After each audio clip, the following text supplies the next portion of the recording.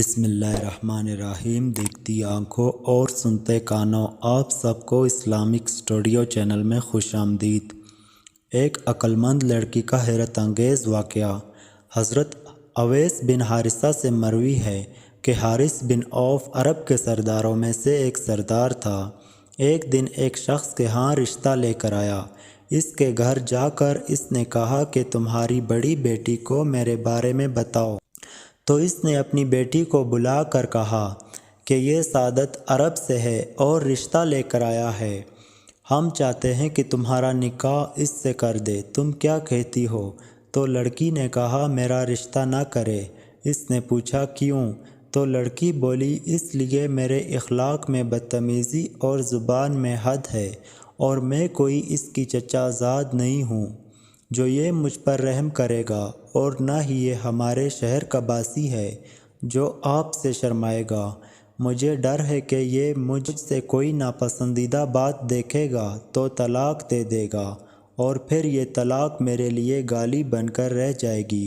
یہ سن کر باپ نے کہا کہ اچھا، تم جاؤ، اللہ برکت دے۔ پھر اس نے اپنی دوسری بیٹی کو بلایا اور بڑی بیٹی کی طرح اسے بھی پوچھا۔ اس نے بھی تقریباً یہی جواب دیا۔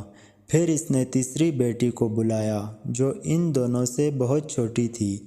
اس کے باپ نے اسے بھی یہی بتایا اور اس لڑکی سے کہا کہ میں نے اس کا رشتہ تیری دونوں بڑی بہنوں پر پیش کیا تھا، مگر انہوں نے انکار کر دیا۔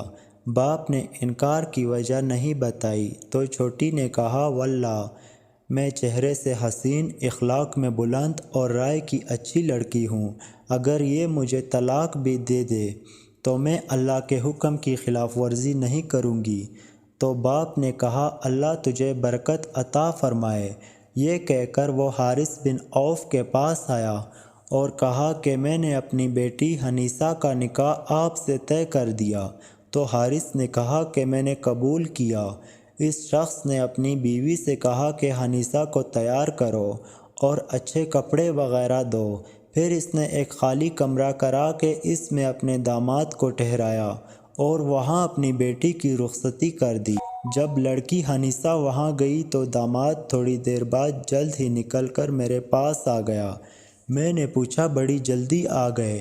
حارث بن عوف نے کہا نہیں۔ میں نے لڑکی کا ہاتھ تھامنا چاہا تو اس نے کہا کہ رکو، کیا میرے باپ اور بھائیوں کے گھر میں ایسا نہیں ہو سکتا؟ پھر اس نے سفر کا ارادہ کیا۔ ہم سفر پر چلتے رہے اور جہاں تک اللہ نے چاہا ہم چلے گئے۔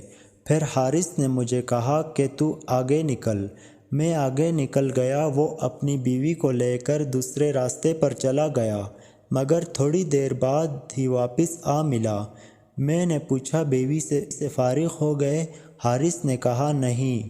اس نے مجھے روک دیا اور کہا کیا کسی پکڑی جانے والی عورت قیدی باندی کی طرح مجھ سے یہ سلوک کرو گے؟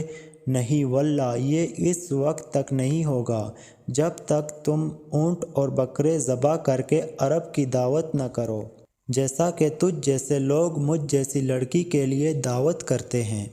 یہ سن کر میں نے کہا مجھے اس لڑکی میں بڑی ہمت، جرأت اور عقل نظر آئی ہے۔ تو حارث نے کہا کہ واقعی تو سچ کہتا ہے، میں اللہ سے امید کرتا ہوں یہ بڑی سمجھدار نکلے گی۔ پھر ہم اپنے شہر پہنچ گئے۔ حارث بن عوف نے اونٹ بکرے لے کر ذبح کیے اور ولیمے کا اہتمام کیا، اور پھر اپنی دلہن کے پاس گیا اور تھوڑی دیر کے بعد ہی نکل آیا۔ میں نے پوچھا کیا فارغ ہو گئے؟ اس نے کہا نہیں۔ میں نے پوچھا وہ کیوں؟ تو حارث نے کہا کہ میں اس کے پاس گیا تو اس کو کہا کہ میں نے مال حاضر کر دیا جیسا تم چاہتی تھی۔ اس لڑکی نے کہا کہ مجھے تمہارا جو شرف بتایا گیا تھا وہ تم میں نہیں ہے۔ میں نے پوچھا وہ کس طرح؟ تو وہ بولی کہ تم نکاح کے لیے فارغ ہو گئے، حالانکہ عرب آپس میں لڑ رہے ہیں۔ اس زمانے میں بنو قیس اور ذبیان کی آپس میں لڑائی چل رہی تھی۔ میں نے کہا تم کیا کہنا چاہتی ہو؟ اس نے کہا تم قوم کے پاس جاؤ اور ان کے درمیان صلح کراؤ، پھر تم اپنی دلہن کے پاس اس ارادے سے آؤ، تمہیں نہیں روکوں گی۔ اویس بن حارثہ نے کہا کہ میں اسے بڑی عقل مند، مضبوط رائے والی دیکھ رہا ہوں، حارث بن عوف نے مجھے کہا کہ تم میرے ساتھ چلو۔